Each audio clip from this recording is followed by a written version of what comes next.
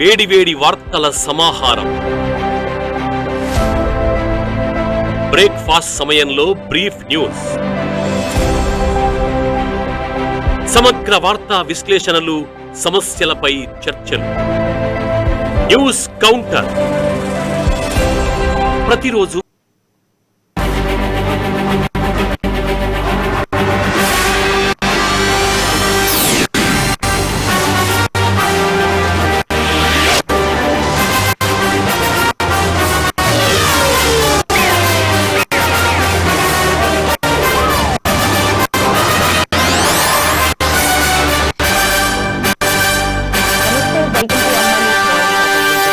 News paper లో వచ్చిన ప్రధాన హెడ్లైన్స్ ఒకసారి చూసుకున్నట్లయితే ముందుగా ఈనాడు పేపర్ లో ప్రధాన హెడ్లైన్ గా రెడ్ అలర్ట్ అని చెప్పి హైలైట్ గా ఇచ్చారు. సో దీనికి సంబంధించి బ్రీఫ్ వెళ్తే, సో ఈ రోజు రేపు అత్యంత భారీ వర్షాలు, కొన్ని చోట్ల 61 సెంటీమీటర్లు పడే అవకాశం.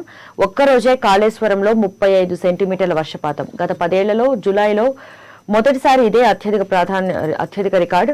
ఇక 7 చోట్ల 20 సెంటీమీటర్ల పైనే. సో దీనికి సంబంధించి రాష్ట్రంలో మనం చూస్తూనే ఉన్న తెలంగాణ రాష్ట్రంలో ఆల్మోస్ట్ రాష్ట్రంలో అన్ని జిల్లాల్లో కూడా వర్షం పడుతూనే ఉంది. కొన్ని జిల్లాల్లో అత్యంత భారీ వర్షాలు, కొన్ని జిల్లాల్లో అతి భారీ వర్షాలు, కొన్ని ప్రాంతాల్లో సాధారణ వర్షాలు కురుస్తున్నాయి. మనం హైదరాబాద్ లో కూడా చూస్తూనే ఉన్నాం.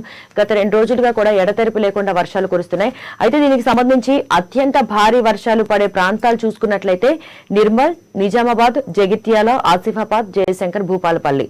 అలాగే అతి భారీ వర్షాలు పడే అవకాశాలు చూసుకున్నట్లయితే రాజన్న సిరిసిల్ల జిల్లాలో, అలాగే కరీంనగర్, పెద్దపల్లి, కామారెడ్డి, ఉమ్మడి ఖమ్మం, నల్గొండ, వరంగల్, మెదక్ జిల్లాలు. ఇక సాధారణ వర్షపాతం నమోదయ్యే ప్రాంతాలు జనగామ, సిద్దిపేట, హైదరాబాద్. సో 11, 12 తేదీల్లో ఈ ప్రాంతాల్లో సో ఈ విధంగా వర్షపాతం నమోదయ్యే అవకాశం ఉంది. సో దీన్ని బట్టి అత్యంత భారీ వర్షాలు, అతి భారీ వర్షాలు పడే ప్రాంతాలు కొంచెం అక్కడున్న ప్రజలు జాగ్రత్తగా ఉండాలి, అప్రమత్తంగా ఉండాలి. లోతట్టు ప్రాంతాల ప్రజలు జాగ్రత్తగా ఉండాలి అని అధికారులు సూచిస్తూనే ఉన్నారు. అలాగే ఎప్పటికప్పుడు అధికారుల బృందం ఎప్పటికప్పుడు పరిశీలిస్తోంది, ఎప్పటికప్పుడు సహాయక చర్యలు కూడా చేపడుతోంది. సో దీనికి సంబంధించి కూడా రోడ్లు కూడా మనం చాలా జిల్లాల్లో చూస్తున్నాం, చాలా ప్రాంతాల్లో చూస్తున్నాం. రోడ్లు మునిగిపోయాయి, చెరువు కట్టలు తెగిపోయి రోడ్ల మీదకి వచ్చేసినాయి. సో ప్రాజెక్టులు అన్నీ కూడా వరద నీటితో జల కళను సంతరించుకుందనే చెప్పొచ్చు. సో అయితే ఇంకా భారీ వర్షం ముప్పు రాష్ట్రానికి పొంచి ఉంది అని చెప్పి వాతావరణ శాఖ అయితే హెచ్చరిస్తోంది. సో మంగళవారం, సోమవారం కూడా అత్యంత భారీ వర్షాలు కురిసే అవకాశాలు ఉన్నట్టు అంచనా వేస్తోంది. ఇక నిర్మల్ జిల్లా పరిసర ప్రాంతాల్లో అయితే ఏకంగా 61 సెంటీమీటర్ల కురిసే అవకాశం ఉంది. అలాగే రాష్ట్రంపై ఉన్న మేఘాల ఉధృతి నమూనాలను పలుమార్లు పరిశీలించి ఈ మేరకు అంచనా వేస్తోంది. ఇక దాదాపు ఎక్కువ ప్రాంతాలు 35 సెంటీమీటర్ల దాటి వర్షపాతం నమోదయ్యే పరిస్థితులు కనిపిస్తున్నాయి. హైదరాబాద్ వాతావరణ శాఖ సంచాలకురాలు డాక్టర్ కె నాగరత్న ఈనాడుకు వివరించారు. ఇక ఒడిశా, ఉత్తరాంధ్ర మీదుగా రాష్ట్రంపై దట్టమైన మేఘాలు కమ్ముతున్నాయన్నారు. సో దీనికి సంబంధించి మనం రెడ్ అలర్ట్ లోనే మనం ఈ హెడ్లైన్ లోనే చూస్తున్నాం. మొత్తం వర్షానికి సంబంధించిన అప్డేట్స్ అన్ని కూడా ఇచ్చారు ఈనాడులో. సో అలాగే గోదావరి ఉగ్రరూపం, నిండుతున్న ప్రాజెక్టులు, శ్రీరామ్ సాగర్ గేట్లు 9 గేట్లు కూడా ఎత్తివేశారు. ఇక కృష్ణా పరివాహక ప్రాంతంలో కూడా ప్రవాహాలు పెరుగుతున్నాయి. ఆలమట్టి నుంచి 5 రోజుల్లో తెలంగాణకు కృష్ణమ్మ. సో గోదావరి నది కూడా ఉగ్రరూపం దాల్చుతోంది. హైదరాబాద్ లోనే కాదు, ఎగువ ప్రాంతాల్లో కూడా వర్షాలు కురుస్తున్నాయి. సో ఆ ప్రాంతాల నుంచి కూడా గోదావరి ప్రవాహం కొనసాగుతోంది. ఇక శ్రీరామ్ సాగర్ నుంచి భద్రాద్రి వరకు నదిలో భారీ ప్రవాహం కొనసాగుతోంది. ఇక మహారాష్ట్ర, ఆదిలాబాద్, కరీంనగర్, నిజామాబాద్ జిల్లాలో కురుస్తున్న వర్షాలకు ఉపనదులన్నీ పొంగిపొర్లుతున్నాయి. సో తెలంగాణ స్టేట్ లో ఏ విధంగా అయితే వర్షాలు ఎక్కువగా ఎడతెరిపి లేకుండా కురుస్తున్నాయో, మహారాష్ట్రలో కూడా అదే విధంగా కురుస్తున్నాయి. సో అక్కడి నుంచి కూడా గోదావరి ఉగ్రరూపం దాల్చుతోంది. సో గోదావరి ప్రవాహం పెరిగిందని చెప్పొచ్చు తెలంగాణకి. ఇంకా విద్యా సంస్థలకు కూడా ఈ నేపథ్యంలో 3 రోజులు సెలవులు ప్రకటించారు. సో దీనికి సంబంధించి 3 రోజులు అంటే ప్రాణ నష్టం లేకుండా చూడాలని, రక్షణ చర్యలకు హెలికాప్టర్లు యూజ్ చేయాలని, అలాగే అంటువ్యాధులపై కూడా అప్రమత్తంగా ఉండాలని వర్షాలపై సమీక్షలో సీఎం కేసీఆర్ ఈ వ్యాఖ్యలు చేశారు. అధికారులకి సూచనలు చేశారు. అలాగే విద్యా సంస్థలకి 3 రోజులు సెలవులు ప్రకటించారు కంటిన్యూస్ గా కురుస్తున్న వర్షాలకు సంబంధించి. అలాగే పురపాలక శాఖ కంట్రోల్ రూమ్ నెంబర్ అయితే మనకి ప్రొవైడ్ చేయడం జరిగింది. 04023120410. 0402312040. సో ఈ నంబర్ పురపాలక శాఖ కంట్రోల్ రూమ్. ఎవరికైనా ఎటువంటి ఆపదలో ఉన్నా కూడా ఈ నంబర్కి కాల్ చేయొచ్చు వర్షాలకు సంబంధించి. సో ఇది వర్షాలకు సంబంధించి ప్రధానమైన అప్డేట్. సో ప్రతి ఒక్కళ్ళు ఎగువ ప్రాంతాల్లో ఉన్న ప్రజలు ముఖ్యంగా అప్రమత్తంగా ఉండాలని చెప్పి అధికారులు సూచిస్తున్నారు. సో అందరూ కూడా జాగ్రత్తగా ఉండండి, ఎందుకంటే కొన్ని ప్రాంతాల్లో అయితే రెడ్ అలర్ట్ జారీ చేస్తున్నారు. సో ప్రధానంగా ఎక్కువ వర్షపాతం నమోదయ్యే ప్రాంతాలు కూడా ఇక్కడ ఇచ్చారు. నేను కూడా మీకు ఎక్స్ప్లెయిన్ చేస్తాను ఏ ప్రాంతాల్లో వర్షపాతం ఎక్కువ నమోదవుతుందో. సో దానికి సంబంధించి అక్కడ ఉన్న ప్రజలు కొంచెం అప్రమత్తంగా ఉండాలి. సో అలాగే ఇంకొక ప్రధాన హెడ్లైన్ చూసుకున్నట్లయితే తేదీ చెప్పండి ఎన్నికలకు సిద్ధం. ప్రధాని మోడీ వీడియో చూపిస్తూ కేసీఆర్ వ్యాఖ్యలు చేశారు ముఖ్యమంత్రి కేసీఆర్. సో విపక్షాలకు సవాల్ చేసినట్టే, వీరు ఎన్నికల డేట్ చెప్పండి, మేము ఎన్నికలకి సిద్ధం అని చెప్పి విపక్షాలకు సవాల్ చేయడం మనం చూస్తున్నాం ఈనాడు పేపర్లో. సో మోడీని గద్దె దించుతామని స్పష్టీకరణ, దేశ చరిత్రలో అత్యంత అసమర్థ ప్రధాని అనే ఆరోపణ, జాతీయ పార్టీ తథ్యమని పునరుద్ఘాటన. సో ఖచ్చితంగా ప్రధాని పదవి నుంచి గద్దె దించుతాం, కేంద్రంలో బీజేపీని ఓడగొడతామని చెప్పి ముఖ్యమంత్రి కేసీఆర్ సవాల్ విసురుతున్నారు. సో దేశ చరిత్రలోనే అత్యంత అసమర్థ ప్రధాని మోడీ అని చెప్పి అంటున్నారు, వ్యాఖ్యలు చేస్తున్నారు. మరి ఈ వ్యాఖ్యలను బీజేపీ నాయకులు అలాగే మంత్రులు కానీ ఎమ్మెల్యేలు కానీ ఏ విధంగా స్పందిస్తారో చూడాలి.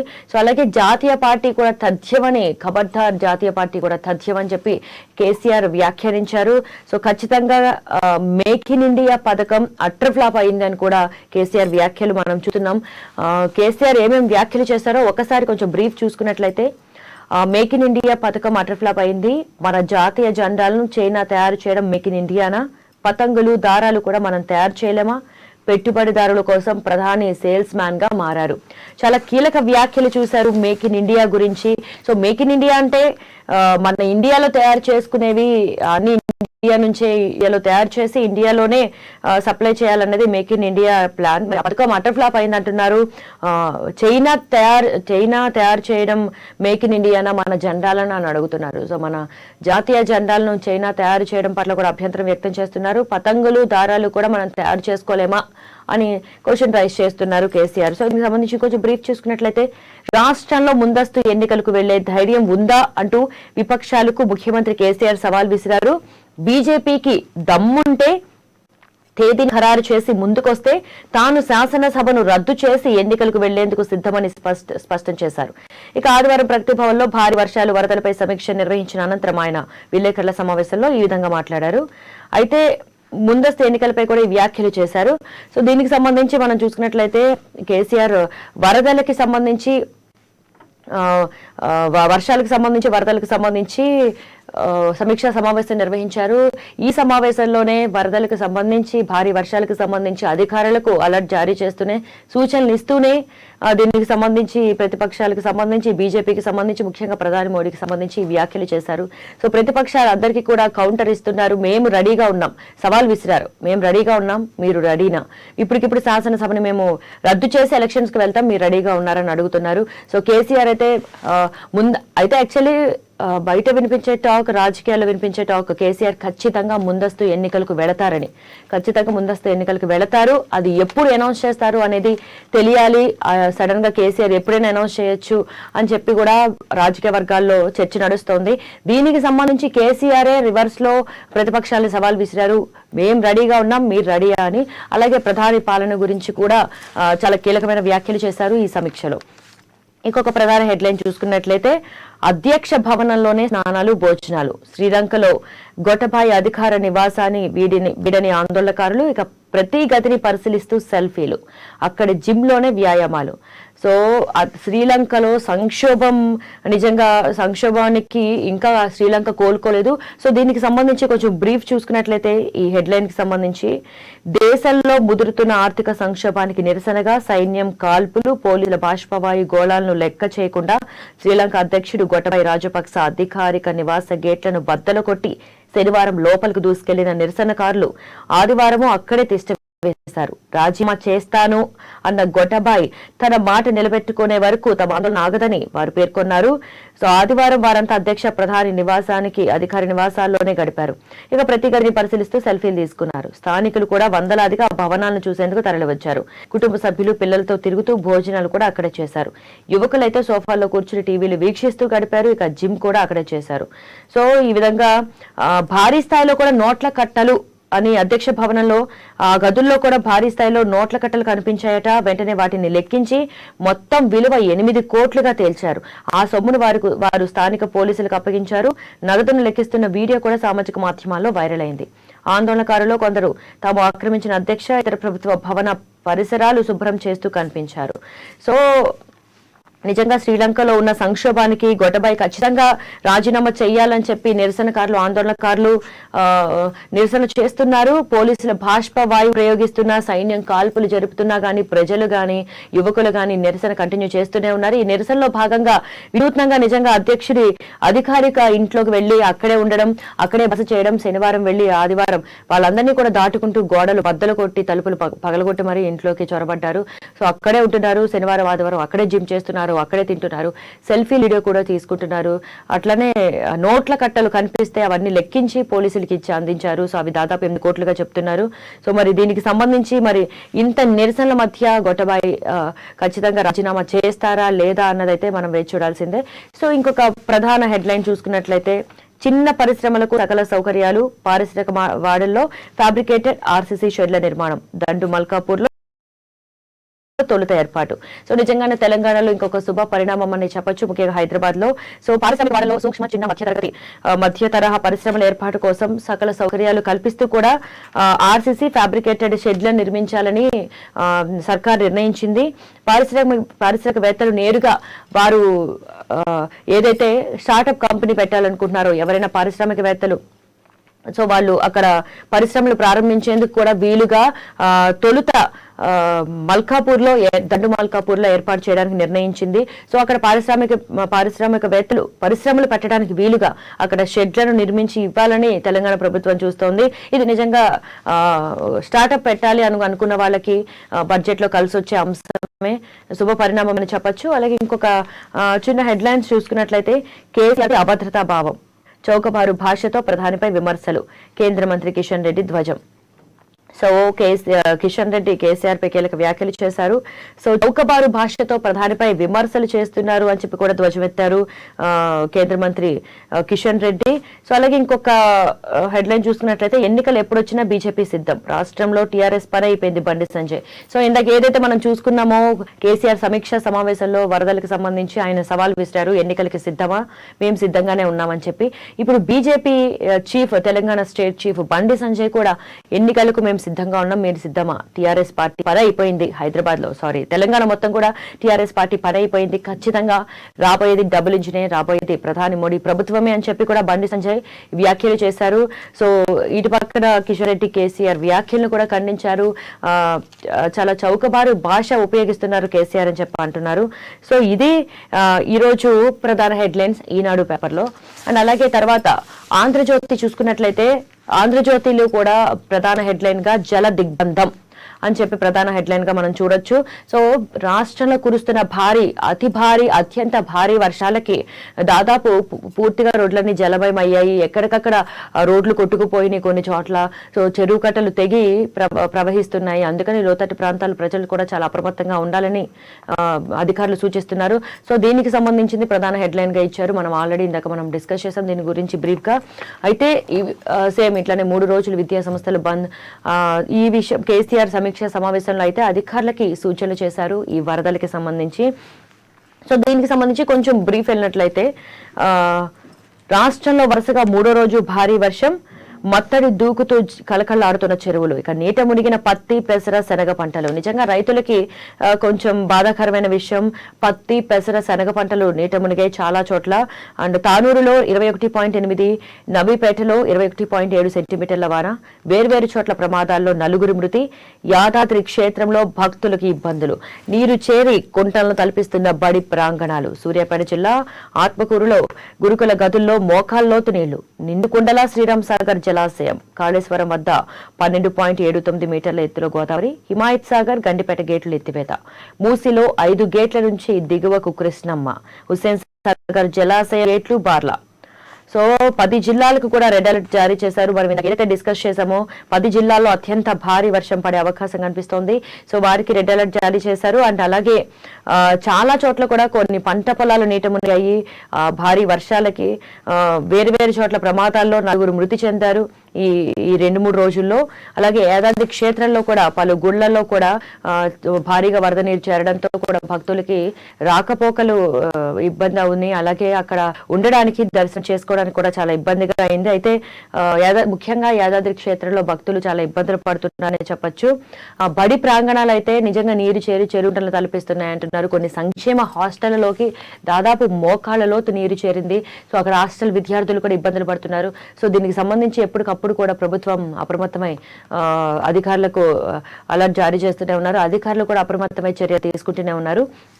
ఇది ఆంధ్రజ్యోతిలో చూసుకున్న ప్రధాన హెడ్లైన్. అండ్ ఇంకొక ప్రధాన హెడ్లైన్ చాలా పెద్దగా ఇచ్చారు. అసెంబ్లీ రద్దుకు రెడీ, ఎన్నికల తేదీని ప్రకటించే దమ్ముందా అని చెప్పి కేసీఆర్ సవాల్ చేస్తారు. మనం ఇందాక ఏదైతే డిస్కస్ చేసుకున్నామో దానికి సంబంధించి కొంచెం బ్రీఫ్ చూస్తే, ముందస్తుకు పోతే నన్ను తట్టుకుంటారా, టీఆర్ఎస్ జాతీయ పార్టీగా మారుతుంది. ఆ విషయం ప్రధాని నరేంద్ర మోడీకి తెలుసు. కొత్త పార్టీ రావద్దా, వాళ్ళు ఏమైనా గుర్తుపట్టుకుంటారా, ఫ్రంట్లో గింటో గెలిచాకేమవుతుంది. అయితే బిల్లులు లోక్సభలో తప్ప రాజ్యసభలో పాస్ కావు. గుణాత్మక పాలన కోసమే జాతీయ రాజకీయ పార్టీ. ప్రజాస్వామ్యంలో గెలిపించేది ఓడించేది ప్రజలే. వాళ్ళు జాగృతమైతే నేతలు మోకాళ్లపై నిలవాల్సిందే. నేను ఓడిస్తా అని ఎవరైనా అంటే అహంకారమే. కేంద్రంలో నడిచేది బ్లాక్ మెయిలర్ ప్రభుత్వమా? నా మీద కూడా 1-2 కేసులు పెడతారేమో, ఏం కాదు. మోడీ అసమర్థ పాలన వల్లే రూపాయి పతనం.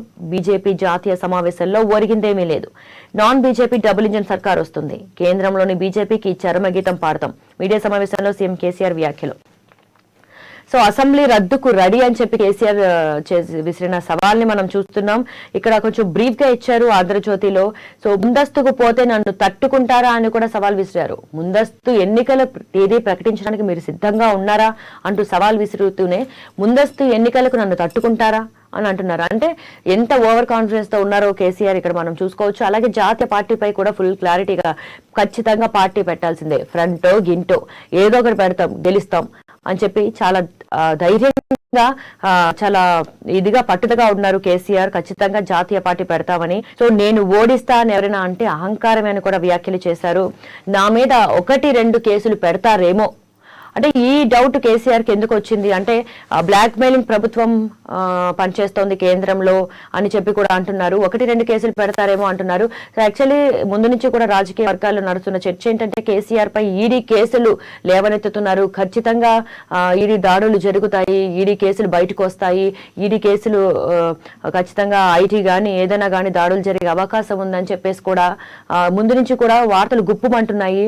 కొన్ని రూమర్స్ అయితే ప్రచారం అవుతున్నాయి. సో దీనికి సంబంధించి ముందే అలర్ట్ అయిపోయి కేసీఆర్ 1-2 కేసులు పెడతారేమో అని చెప్పి జనాలకు ముందుగానే హింట్ ఇవ్వచ్చు అనుకోవచ్చేమో.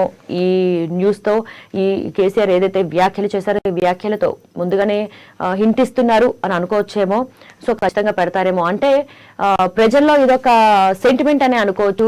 ముందుగానే కేసులు పెడతారేమో అంటే నిజంగా ఏదైనా అన్ఎక్స్పెక్టెడ్ గా కేసు పెట్టాల్సి వస్తే అదిగో ఆ రోజు నేను అన్నానా, ఆ రోజు ఆ మీటింగ్ లో నేను చెప్పానా ఖచ్చితంగా నా మీద కేసులు పెడతారు, నేను డబుల్ ఇంజన్స్ పెడతా, ఖచ్చితంగా డబుల్ ఇంజిన్ వస్తుంది, అది కూడా ప్రాంతీయ పార్టీ జాతీయ పార్టీ అయ్యి అప్పుడు తెలంగాణలో అదే పార్టీ ఖచ్చితంగా గెలుస్తుంది, డబుల్ ఇంజిన్ వస్తుంది అని చెప్పి ఎక్కడ నేను గెలుస్తానని చెప్పి భయపడి ఇట్లా కేంద్రం నుంచి ఇట్లా కేసులు నా మీద పెట్టిండ్రు అని చెప్పేసి కూడా కేసీఆర్ అనే అవకాశాలు కూడా ఉంటాయి. అందుకే ముందుగానే హింట్ ఇచ్చారేమో అని చెప్పి కూడా రాజకీయ వర్గాల్లో విశ్లేషణ నడుస్తుంది. ఇది ఈ రోజు నుంచి కాదు, ముందు నుంచి కూడా కేసీఆర్ మీద కేసు వేసే అవకాశం ఉంది, ఈడీ దాడులు జరిగే అవకాశం ఉంది, ఏవో సంథింగ్ రూమర్స్ అయితే వచ్చాయి. సో ఈ రూమర్స్ కి సంబంధించి ఈయన ముందుగా హింట్ ఇచ్చినట్టు అనిపిస్తోంది. సో ఇది ఆంధ్రజ్యోతిలో చూసుకున్న ప్రధాన హెడ్లైన్. అండ్ అలాగే బండి సంజయ్ కి సంబంధించి కూడా ఒక ప్రధాన హెడ్లైన్ చూడొచ్చు. దేవుళ్లనే అవమానిస్తావా, జోగులాంబను ఈ అంబ ఆ అంబ అంటావా, కేసీఆర్ హిందువులకు క్షమాపణ చెప్పు, టీఆర్ఎస్ లో చాలా మంది షిండేలున్నారు చూసుకో, రజాకార్ ఫైల్స్ సినిమా చూస్తే కేసీఆర్ గుండె ఆగుతుంది, రాష్ట్రంలోనే జీతాలు ఇవ్వలేని వారు దేశంలో ఇస్తారా, దేశ్ కి నేత దిన్ భర్ పీతా మోదీ పేరోతా. సీఎంపై బీజేపీ రాష్ట్ర అధ్యక్షుడు బండి సంజయ్ ధ్వజం. సో ధరణిపై సంజయ్ మౌన దీక్ష ఈరోజు మొదలు పెడుతున్నారు. సో ధరణి పటల్కి సంబంధించి కూడా ఆ రోజుకి వీళ్ళు ధరణి పటల్కి సంబంధించి అటు కాంగ్రెస్ అయినా ఇటు బీజేపీ అయినా పెద్ద ఎత్తులో ధర్నాలు చేయడానికి సిద్ధమైనట్టు తెలుస్తుంది. ప్రతిరోజు కూడా ఏదో ఒక విధంగా ధర్నా చేయడమో, మౌన దీక్ష చేయడమో, లేకపోతే దానికి సంబంధించి ఫిర్యాదులు చేయడమో చేస్తున్నారు. అయితే బండి సంజయ్ చేసిన కీలక వ్యాఖ్యలు ఒకసారి చూసుకున్నట్లయితే, జోగులాంబను అమ్మవారిని అవమానిస్తావా, హిందువుల అందరికీ క్షమాపణ చెప్పాలి, నీ పార్టీలో షిండేలు ఉన్నారు, సో ఖచ్చితంగా రజాకార ఫైల్స్ సినిమా చూస్తే నీకు అర్థమవుతుంది. సో రాష్ట్రంలో జీతాలు ఇవ్వలేని వారు దేశంలో జీతాలు ఇస్తారా, అంటే దేశంలో రాజకీయ పార్టీ పెట్టి దేశంలో నడిపించగలరా? సో ప్రధాని మోడీకే ఇదంతా సాధ్యం. ప్రధాని మోడీ పాలన బాగుంది. కేసీఆర్ ఖచ్చితంగా రాష్ట్రంలోనే జీతాలు ఇవ్వలేనప్పుడు దేశంలో పార్టీ పెట్టి దేశ్కి నేత అని పిలిపించుకుని దేశాన్ని ఏం బాగు చేస్తారు, దేశాన్ని ఏం ఉద్ధరిస్తారు అని చెప్పి కూడా బండి సంజయ్ ఇండైరెక్ట్ గా చేసిన వ్యాఖ్యలు మనం చూడొచ్చు. అలాగే ధరణి పోర్టల్కి సంబంధించి ఈరోజు దీక్ష మొదలు పెట్టబోతున్నారు. సో ఒకవేళ ఇప్పుడు ఎన్నికలు వస్తే 30 సీట్లు. బీజేపీ అంతర్గత సర్వేలో వెల్లడి. హైదరాబాద్ లో పార్టీ నేతలతో షా అర్ధరాత్రి భేటీ. ప్రభుత్వ ఏర్పాటు లక్ష్యంగా పనిచేయాలని ఆదేశం. సో బీజేపీ అంతర్గత సర్వే నిర్వహిస్తే ఖచ్చితంగా ఇప్పటికిప్పుడు ఎన్నికలు పెడితే దాదాపు 30 సీట్లు వస్తాయని చెప్పి ఆ సర్వేలో తెలిసింది. సో రాత్రికి రాత్రే హైదరాబాద్ పార్టీ నేతలతో అర్ధరాత్రి భేటీ అయ్యారు షా. అయితే బీజేపీలో ఖచ్చితంగా అధికారమే లక్ష్యంగా బీజేపీ పనిచేస్తోంది. సో ఇప్పటికిప్పుడు ఖచ్చితంగా ఎలక్షన్స్ కి వెళ్తే 30 సీట్లు గ్యారంటీ అంటున్నారు. మరి క్యాంపెయిన్ చేసుకుంటూ ముందుకు వెళ్తూ ప్రజల్లోకి వెళ్తూ ఇక బండి సంజయ్ అధ్యక్షతన బీజేపీ ఖచ్చితంగా డబుల్ ఇంజిన్ వచ్చే అవకాశం కనిపిస్తోంది. పార్టీ శ్రేణుల్లో కూడా ఉత్సాహం కనిపిస్తోంది ఈ సర్వేలన్నీ కూడా చూస్తుంటే. అండ్ అలాగే ఇంకొక ప్రధాన హెడ్లైన్, రెండో భార్యగా ఉండు, ఎవరిని పెళ్లాడొద్దు. 10 ఏళ్లుగా యువతితో సహజీవనం, ఎస్ఐ అయ్యాక మరొకరితో పెళ్లి, నిలదీసిన బాధితురాలికి బెదిరింపులు, వివాహ సంబంధాలు చూస్తుండగా ఫోన్లు చేసి చెడగొట్టిన ఎస్ఐ. ఆమెతో తనకి ఎఫ్ఐఆర్ ఉందని, పెళ్లి చేసుకోబోతున్నామని వెల్లడి. వెలుగులోకి మల్కాజ్గిరి సిసిఎస్ ఎస్ఐ ధరావత్ విజయ్ నిర్వాకం. నల్లగొండ జిల్లా మిర్యాలగూడ పోలీసులకు బాధితురాలి ఫిర్యాదు. సస్పెండ్ చేసిన సిపి మహేష్ భగవత్. సో మిర్యాలగూడలో దీనికి సంబంధించి కొంచెం బ్రీఫ్ చూసుకున్నట్లయితే, మిర్యాలగూడలో పోలీస్ శాఖలో మరో అధికారిపై లైంగిక వేధింపుల ఆరోపణలు వచ్చాయి. ఇక మల్కాజ్గిరి సిసిఎస్ లో పనిచేస్తున్న ధరావత్ విజయ్ కుమార్ తనను ప్రేమ పేరిట మోసం చేశాడని నల్లగొండ జిల్లా మిర్యాలగూడ మండల కాల్వపల్లికి చెందిన యువతి పోలీసులకు ఫిర్యాదు చేసింది.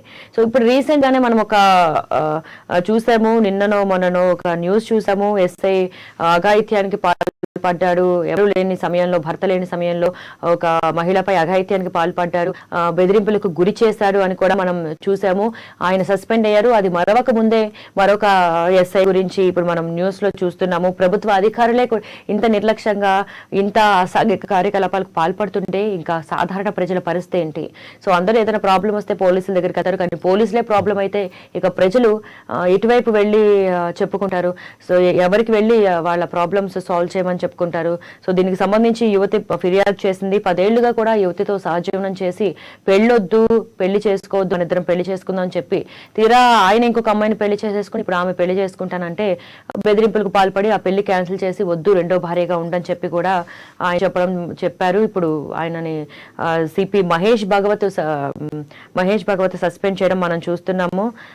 సో ఈ విధంగా కూడా ఆమె వెలుగులోకి వచ్చి ఫిర్యాదు చేయడం చాలా నిజంగా గ్రేట్ అని చెప్పాలి. ఎందుకంటే ఇలా ఫిర్యాదులు చేయడం వల్లే ఎంతమంది ఇట్లాంటి అసాంఘిక కార్యకలాపాలకు పాల్పడుతున్న వాళ్ళు, ఇలాంటి బెదిరింపులకు పాల్పడుతున్న వాళ్ళు ఖచ్చితంగా శిక్ష పడే అవకాశం ఉంటుంది. సో అలాగే ఇంకొక హెడ్లైన్ చూసుకున్నట్లయితే, గొటబాయి ఇంట్లో కట్టల కొద్ది డబ్బులు, ఒక గదిలో కబోర్డ్ వెనుక రహస్య బంకర్ కు దారి, దాని నుంచే రాజపక్స పరారై ఉంటారని అంచనా. లంకలో కొలిక్కి వస్తున్న రాజకీయ సంక్షోభం, ప్రభుత్వ ఏర్పాటుకు విపక్షాల సూత్రప్రాయ అంగీకారం, అందులో అన్ని పార్టీలకు చోటుందని వెల్లడి. కొన్నాళ్ల పాటు ఆ ప్రభుత్వం కొనసాగక ఎన్నికలు కొనసాగిన తర్వాత ఎన్నికలు నిర్వహిస్తారు. కల్లోల లంకకు కొనసాగుతున్న భారతదేశ సాయం. సో శ్రీలంకలో మన భారతదేశ సాయం అందుతూనే ఉంది. రాజకీయ సంక్షోభంలో ఒక కొలిక్ వచ్చే అవకాశం కూడా కనిపిస్తోంది. సో కట్టలు డబ్బులు దొరికినాయి, అవి యువకులు లెక్కించి పోలీసులకి అప్పజెంపారు. సో ఇది కూడా మనం చూసాము. ఒక కొలిక్ అయితే వస్తోంది, ప్రతిపక్షాలన్నీ కూడా అంగీకరిస్తున్నాయి ప్రత్యామ్నాయ ఏర్పాటుకు. సో రాజకీయ అంటే ప్రభుత్వ ఏర్పాటుకు కూడా విపక్షాలన్నీ కూడా ముందుకు వస్తున్నాయి. సో అన్ని పార్టీలకు కూడా ప్రభుత్వాన్ని ఏర్పాటు చేయడానికి అన్ని పార్టీలకు కూడా చోటు ఉంటుందని చెప్పి అన్ని ఒక నిర్ణయం తీసుకునే అన్ని పార్టీలు కూడా. సో దాదాపు ఒక కొలిక్ వచ్చే అవకాశం అయితే కనిపిస్తోంది శ్రీలంకలో రాజకీయం. సో అలాగే మన భారతదేశం నుంచి కూడా సహాయం అందుతూనే ఉంది లంకకు. అలాగే ఇంకొక చిన్న హెడ్లైన్ చూసుకున్నట్లయితే, చిన్న కొడుకు పెద్దవాడు అవడం లేదు, హైదరాబాద్ అభివృద్ధిని చూస్తే సంతోషంగా ఉంది, రాజధాని అమరావతిపై దుష్ప్రచారం, టెంపరీ అనడం వల్ల ఎక్కువ ఇబ్బంది, వాస్తవానికి ఏపీ సచివాలయం భేష్, మీరే నడిపించాలని జగన్ అన్నారు, నా కింద పని చేయాల్సిన అధికారి నాకే క్లాస్ తీసుకున్నారు, ఏపీలో వేల కోట్లకు ఆడిట్ లేదు.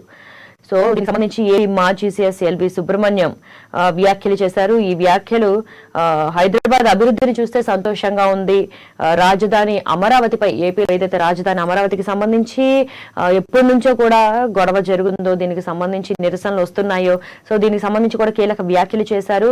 రాజధాని అమరావతిపై దుష్ప్రచారం చేస్తున్నారు, అది టెంపరీ అనడం వల్లే ఇలాంటి నిరసనలు వస్తున్నాయి, ఇలాంటి ప్రాబ్లమ్స్ వస్తున్నాయి, ఈ ఇబ్బంది ఎక్కువైంది తప్ప రాజధాని అమరావతికి ఎటువంటి డొక్కా లేదని చెప్తున్నారు.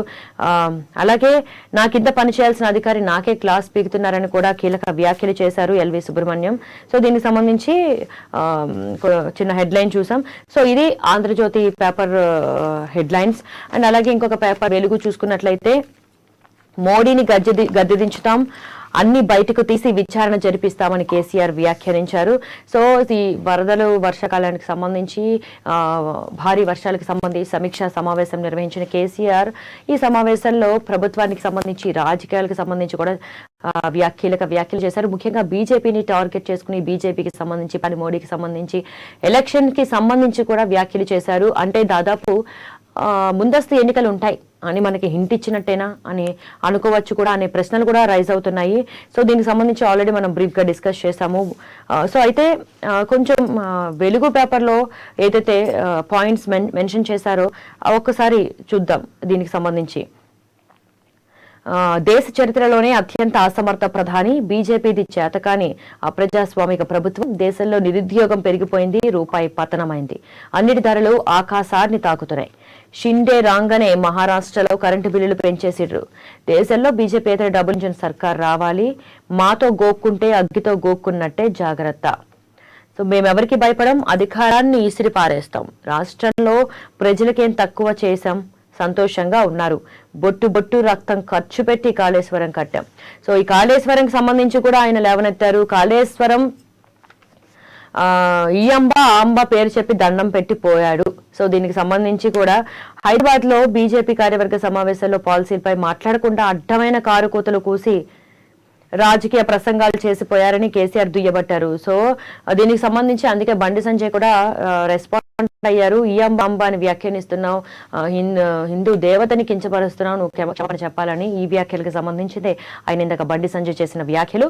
అయితే ఇంకా పలు కీలక వ్యాఖ్యలు చూసుకున్నట్లయితే, షిండే వచ్చాక మహారాష్ట్రలో కరెంటు బిల్లు పెంచేశారు, సో ఖబర్దార్ మాతో పెట్టుకుంటే ఊరుకోమని చెప్పి కూడా సవాల్ విసురుతున్నారని అనుకోవచ్చు.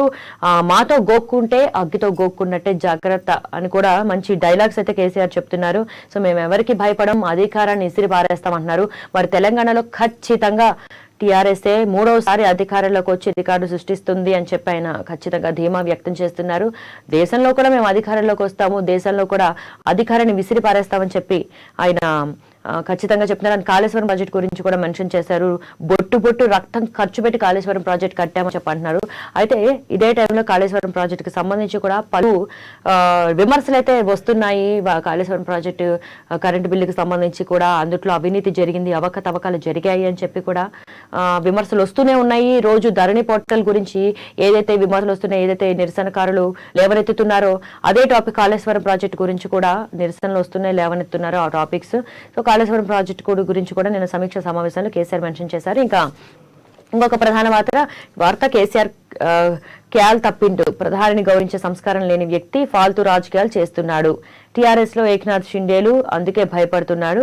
సుప్రీం తీర్పుపై రిటైర్డ్ జడ్జిలు లేఖ రాస్తే మాకేం సంబంధం, నీకు రోజులు దగ్గర పడ్డాయి, దేవుళ్లను కించపరుస్తున్నావు. రాష్ట్రంలో టీఆర్ఎస్ గ్రాఫ్ తగ్గుతోంది, బీజేపీ గ్రాఫ్ పెరుగుతోంది. సో ఇటు BJP state chief Bandi Sanjay కూడా పలు కీలక వ్యాఖ్యలు చేశారు. నేను ఏదైతే కేసీఆర్ మాట్లాడారో ఆ వ్యాఖ్యలకి సంబంధించి సమాధానం బీజేపీ చీఫ్ బండి సంజయ్ సమాధానం చెప్పారు.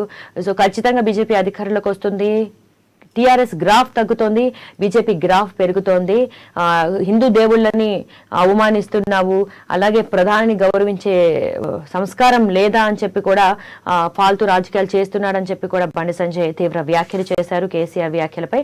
అండ్ అలాగే ఇంకొక ప్రధాన హెడ్లైన్, మరో 2 రోజులు భారీ వర్షాలు, వాతావరణ కేంద్రం హెచ్చరిక, ప్రాజెక్టులకు మస్తు వరద, ఎస్ఆర్ఎస్పీ 9 గేట్లు ఓపెన్, నేడు తుంగభద్ర గేట్లు ఎత్తే అవకాశం. సో దాదాపు అన్ని ప్రాజెక్ట్ గేట్లు కూడా ఎత్తివేస్తున్నారండి, నీళ్ళని దిగువకు వదులుతున్నారు. సో ఇప్పటికీ అత్యధిక వర్షపాతం నమోదయ్యే ప్రాంతాలు చాలా అలర్ట్ గా ఉండాలి అక్కడ ప్రజలు అని చెప్పి కూడా అధికారులు సూచిస్తున్నారు.